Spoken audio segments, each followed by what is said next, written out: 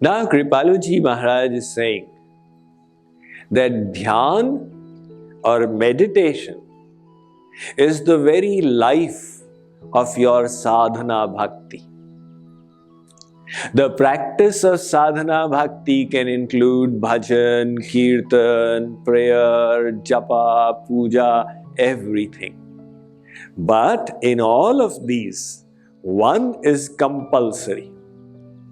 See, there's Navadha Bhakti, Shravanam, Kirtanam, Vishnu, Smaranam, Padasevanam, Archanam, Vandanam, Dasyam, Sakhyam, Atmanevedanam.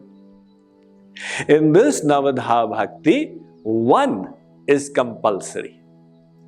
Smaranam, to remember, to engage the mind in remembrance of the Lord. Along with that, you do any kind of bhakti or no other bhakti. If you like, keep your mouth shut and just remember, that is also enough.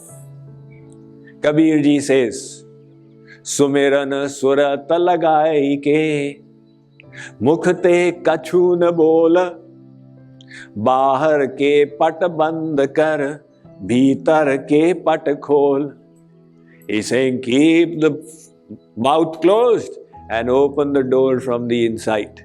So, Smaran is compulsory. Along with that, you keep anything. Now, how to do that Smaran or that meditation? Kripaluji Maharaj says, look, bring the image of the Lord before you. That is the Roop Dhyan. It is so easy. You try and remember your father. You will never be able to make the exact image. And if it's not the exact image, it's not your father, it's something else. But in the spiritual realm, Krishna says, you visualize me as you wish. I only see your sentiments.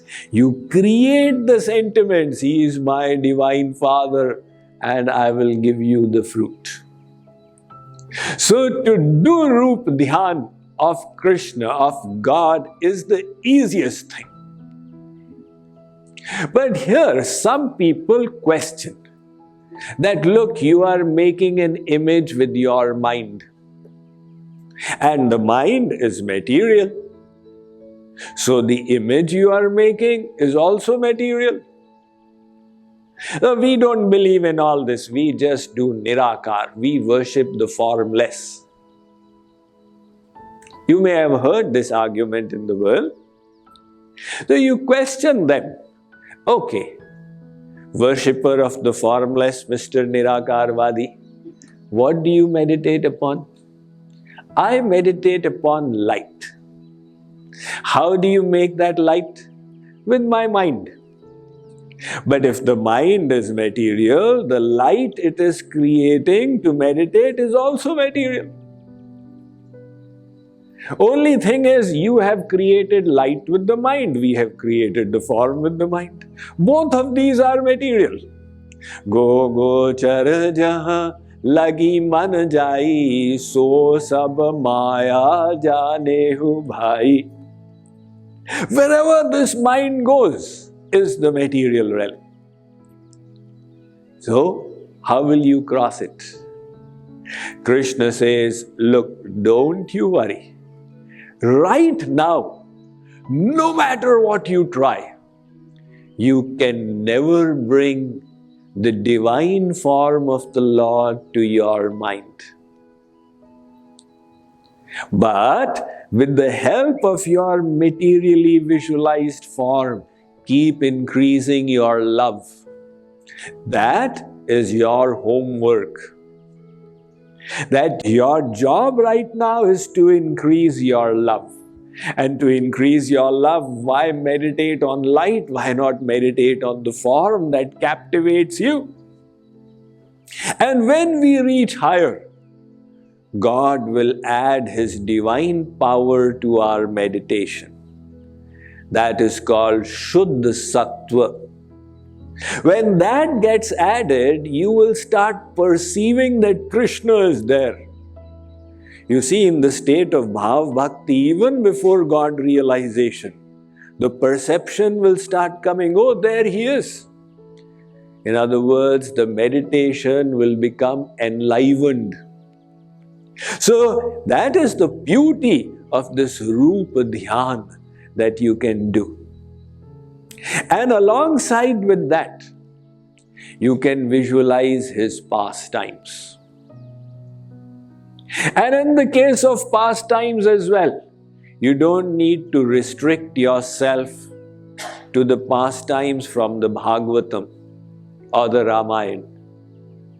What the Bhagavatam says is a tiny speck of the infinite pastimes of God.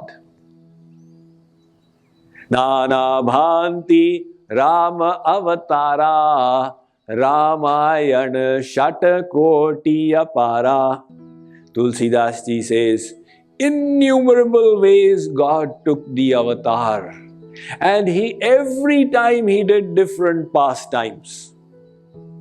The Ramcharitmanas talks about 5 different Ram avatars. Now suppose God was to take avatar today. Hari Anant, Hari Katha Anant. There's nothing stopping him. Supposing he was to take the avatar today, would he repeat the pastimes that he did 5,000 years ago? Supposing he put a peacock crown and he started running around, people would have said he's a madman. So what the children of today play, he would be obliged to play the same games. He would be obliged to dress in similar manners. And because God's avatars have been infinite, his leelas have also been infinite. Can anybody count the waves in the ocean, in all the 7 seas of the world? Similarly, who can count the avatars? Sri Krishna went to the extent of telling in the Bhagavatam to Raja Muchukund, Janma karma vidhanani santi menga sahasrashah na shakyante nu sankhyatu manantatvan mayapihi. I have had so many avatars that it becomes difficult to count from the beginning of eternity. So you visualize him as you wish. You visualize his pastimes as you wish. He's coming to my house, I'm welcoming him. In this way, increase your love for him. What is the benefit of Rup Dhyan? The mind will get absorbed. And supposing you don't do Rup Dhyan, the mind will start running. That is exactly what happens. People do part, right? Mangala Bhavan, Mangala Hari. And the mind is going here and there and there. Why? The mind says, look, I will not remain empty. Give me some work to do. Otherwise, then I'll find it myself. So you have to give your mind some work to do. Otherwise, Kripaluji Maharaj says, your sadhana will be like a body without the prana. When the prana depart from the body is worthy of being eaten by the jackals and the eagles. You throw a dead body outside and within 20 minutes, an eagle comes to pick it up. The eagle comes to know right up there, all the squirrels are moving and this one is not moving. It is dead. It comes down to pick it up. So similarly, in your sadhana, you may be doing kirtan, you may be doing anything. But if you don't engage the mind in Rup Dhyan, it will start running. There was once a man, he got a new house and he opened up the attic and he found a kettle there. So he started rubbing the kettle. And the spirit of the kettle, the jinn as they call in Hindi, the jinn manifested. He said, look, I will fulfill your wish, whatever you want, but don't keep me unoccupied, otherwise I will kill you. So this man said, all right, then now I've got somebody to fulfill my wishes. All right, Mr. Jinn, I'm feeling very hungry, please arrange for food. So the Jinn went in a jiffy. He came, here it is. So what next command, please tell me. Look, don't keep me unoccupied, otherwise I'll kill you. Yes. Okay, give food for all my neighbors as well. Done. Okay, done. Next command. Get me a new set of clothes. Okay, here it is. Next command. Now slowly he started running out of wishes to get fulfilled. The Jinn said, be quick. Don't let me be empty for a moment. Now, finally, he was not able to think of anything. The Jinn went after his throat. I am going to kill you. Give me some work to do in 1 hour, otherwise you'll be dead. This man went to a guru. He said, it was like opening the Pandora's box. I got this Jinn out of the kettle and now he doesn't let me live. He says, give me some work to do. So in the same way, our mind says, give me some work to do. The Guru said, very simple, ask the Jinn to put a rod into the earth. Tell him to climb up till the top. And when he goes to the top, let him come down. And when he comes down, let him go up. And when he goes up, let him come down. And when you have some work to do, ask him to do the work and then again go up and down, up and down. Now the Jinn got tamed. In the same way, you are doing your kirtan, right? Hey Govinda, hey Gopal, hey Dayal Nath. And the mind is thinking, oh, Chai Nath and Samosa Nath. So, mere speaking doesn't engage the mind. To engage the mind, you need the Roop Dhyan. You start off by keeping the image there, number 1. After that, you say Govind, Gopal, anything. And then, when the image is there, you start cultivating the sentiments. Whether it is a Milan ka dhyan, I am with my beloved, or Viraha ka dhyan, I am longing for him. All these sentiments will come after the Roop Dhyan. And Kripaluji Maharaj says, the moment the Roop Dhyan disappears, what you are doing is like a body with the life airs gone out of it. He has emphasized Roop Dhyan so strongly here. Now, why do we find it difficult to meditate upon God? What is the biggest problem? The biggest problem is attachment to the world. Because the mind is attached here, it doesn't go there. If somebody ties your feet and says, quick march, you will say, how will I do marching? My feet are tied.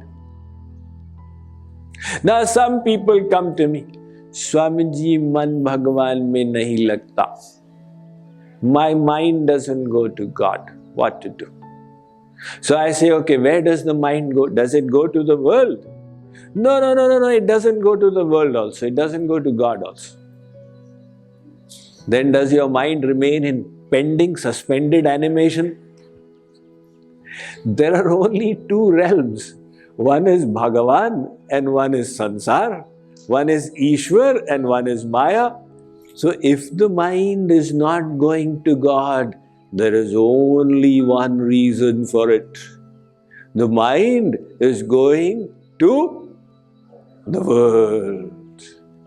If we wish to take it to God, we will have to seriously contemplate how to remove it from the world. And why does the mind go to the world? Because the world is so dangerous? Of course not. King Janak asked his Guru, Gurudev, what is this Maya? Gurudev went and caught a tree and started shouting, leave me, leave me, leave me. So King Janak thought, what has happened to Gurudev today? I thought he was quite normal. But then he is a Guru and I should not say anything. But then he is still shouting, leave me, leave me. Then ultimately, King Janak could not resist. He said, Gurudev, please forgive any transgression. But the tree is not catching you, you are catching the tree. Gurudev responded, this is the very nature of Maya. It is not catching us. We are catching it. How are we catching it? Our decision, there is happiness here. Because of that decision, we are contemplating. Oh, there is happiness there. If only I can get that kind of house which my friend has got, I will be so happy. So this decision that there is happiness in the world is leading to contemplation, and contemplation is leading to attachment. The chintan leads to attachment. The mind is getting attached to the world. And now when the mind is attached to the world, you can't take it to God. If you want to take it to God, you have to detach it from the world. How will you detach it from the world? How will you detach it from the world? No, before that, with the mind, with the intellect, you will have to understand the happiness I want is not here. The intellect will have to be convinced. If the intellect is not convinced, then you take the mind to God. Intellect will say, hey, Maniram, come here. How can you forget your child? You should be thinking of your child. The intellect will pull the mind back. That is why the Bhagavad Gita says, Janma Mrityu Jara Vyadhi Dukkha Doshanudarshanam.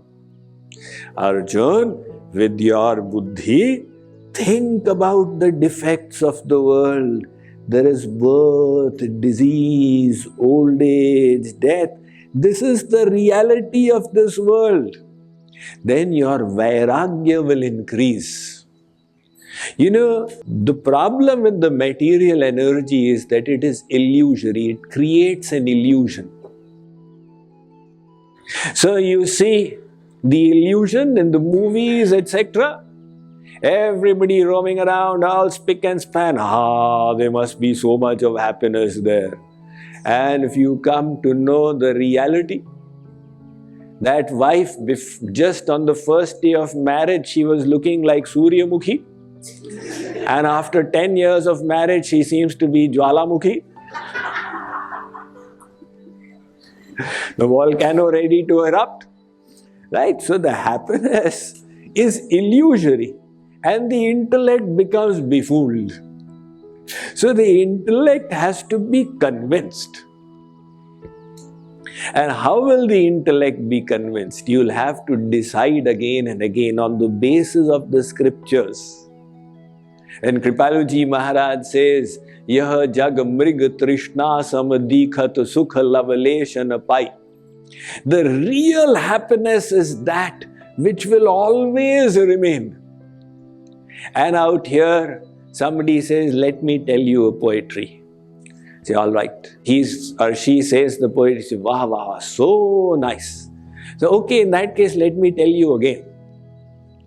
You want to tell it again? Acha, chalo, theek. Now it is not nice. So I say, let me tell you a third time. And a fourth time. There is any torture but this. Don't tell me the same thing. So the same thing that was giving so much of happiness earlier, now it is the source of misery. In other words, the worldly happiness decreases, decreases, decreases, and then finishes off. That is not the happiness that your soul is seeking. You have to understand this through logic. Understand it through experience. I made so many desires, they were fulfilled and again they were replaced by other desires. Understand it through the writings of the saints in every different way. My suggestion is, if your vairagya, if your detachment has reduced, just go and visit the hospital. You don't have to get admitted. Just go and visit there.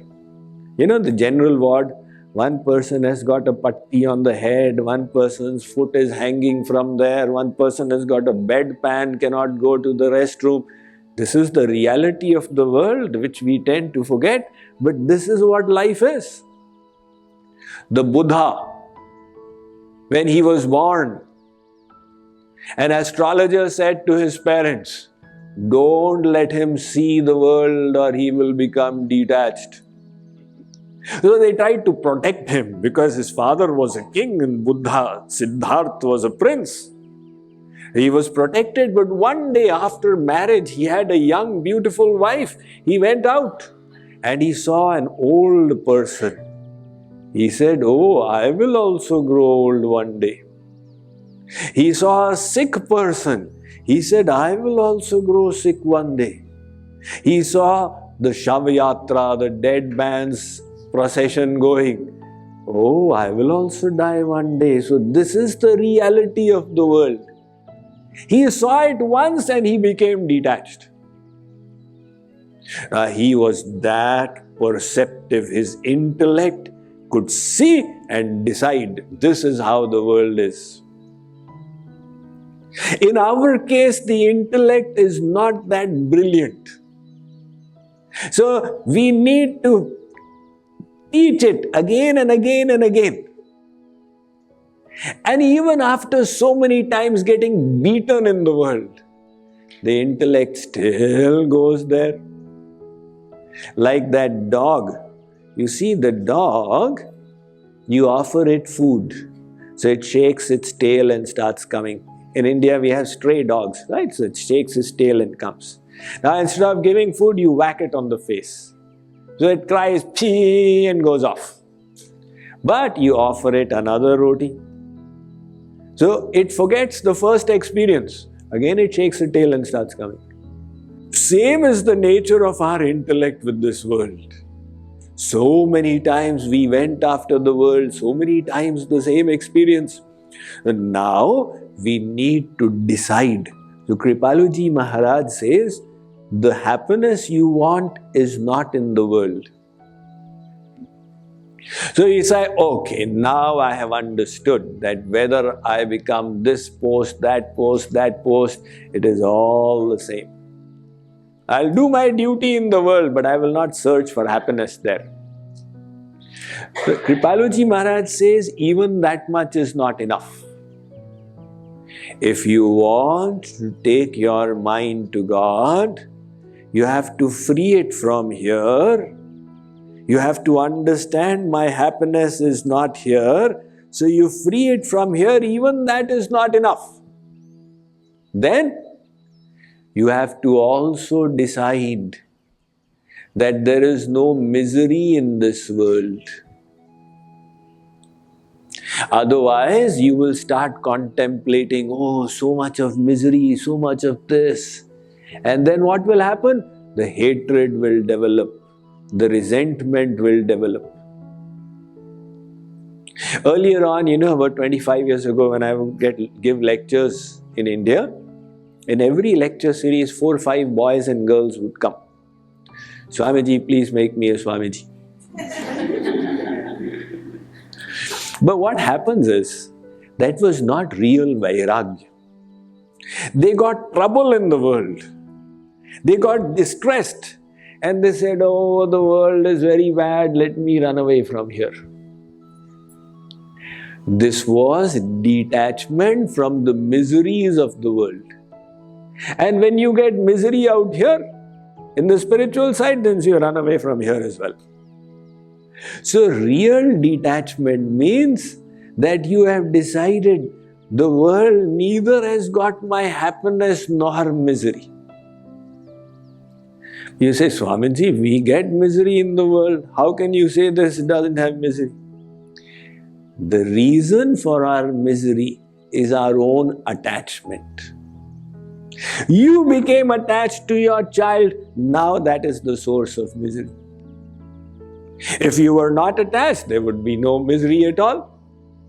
So misery is getting created by our own thinking.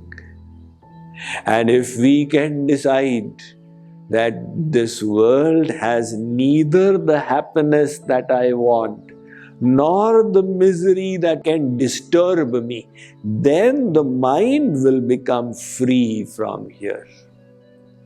And that free mind you will be able to engage in God. Your goal is divine love for God. That is what your buddhi tells you. My goal is how to get divine love. Now there are so many shops on the way. Somebody says, come here, I'll teach you Tai Chi. Somebody says, come here, I'll teach you Vipassana Dhyan. Somebody says, come on, I'll take you for a trip to Atlantis City. And third person says, I'll teach you how to be the next billionaire. You say, neutral. You don't start, why do you tell me such a philosophy? Who do you think you are? If you start doing like that, your mind will become dirty. The mind can go to the world in attachment, it can also go to the world in hatred. To free the mind means Rag Rahit and Dvesh Rahit. Free from attachment, free from resentment. That is the free mind. That free mind, then you can take it to God. If you want to free your mind, then contemplate deeply on this verse that Maharaj Ji has written, that the world neither has happiness nor distress. But why am I getting distress? Because of my own attachment. And why have I got attached? Because my intellect says there is happiness here. It all starts with the intellect. So the intellect has to be reverse engineered. It has to be reconvinced. No, you are the soul and the happiness you seek is in God.